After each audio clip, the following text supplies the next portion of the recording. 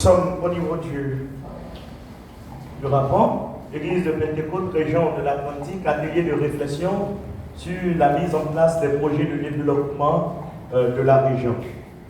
Voilà.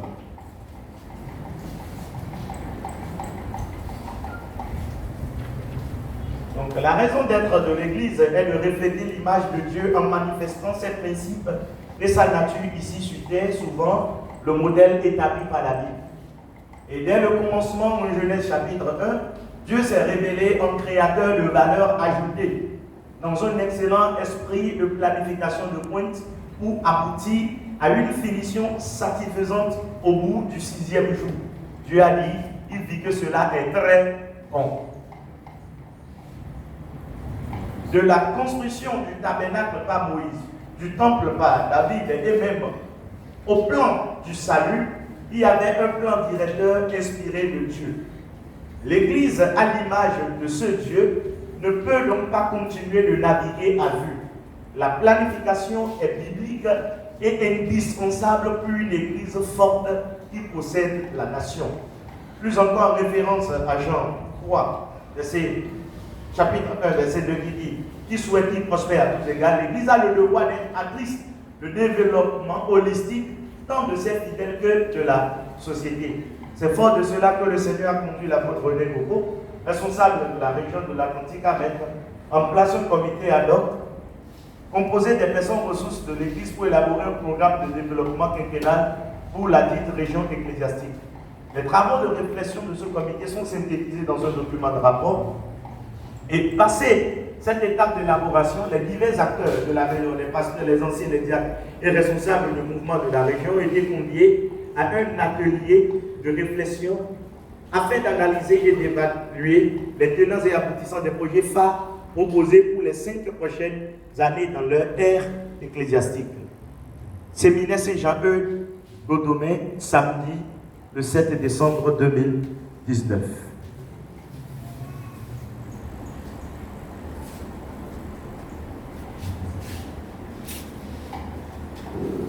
Excusez-nous. Après la prière d'ouverture de coutume et la louange, le dénombrement des participants par district fut l'entame des assises de l'atelier. Le graphe des présences se présente comme suit et la liste de présences est annexée au rapport. Voilà ce que donne le graphe. Zivier, 2 personnes, Glo, 4 personnes, Wedo 9, Evier 13, Anfait 11, Bodier 15, Kokotomé 11, Godomé 25.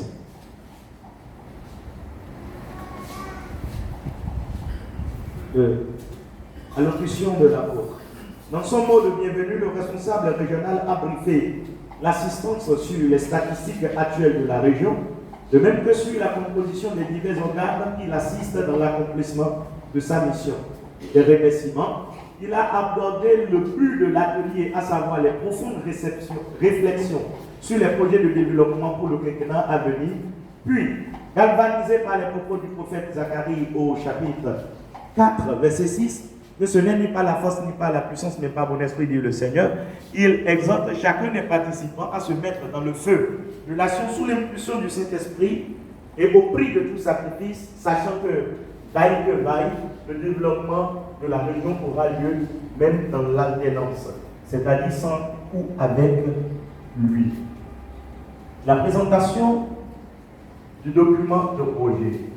Pour atteindre ces objectifs, l'Église a besoin d'un plan d'action articulé sur des stratégies et axes bien définis. Le document objet de discussion dans le présent atelier se présente tel développé dans le document annexe, c'est-à-dire le document que nous avons partagé. On n'a pas fait de commentaire, ce document sera annexé au rapport.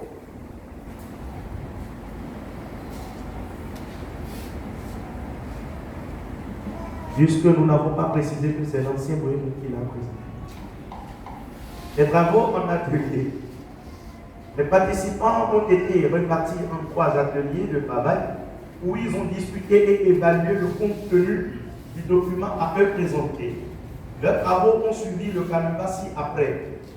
les 5 points A, B, C, D et E que vous avez faits.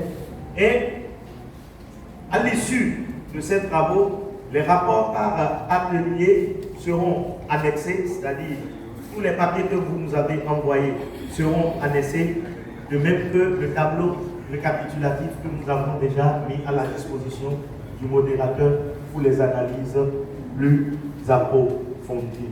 Voilà jusqu'à présent ce qui a été fait. Après le déjeuner et les mots de fin, nous allons les intégrer et boucler le rapport. Nous vous remercions. Voilà le rapport que nous soumettons à votre appréciation et amendement. Merci.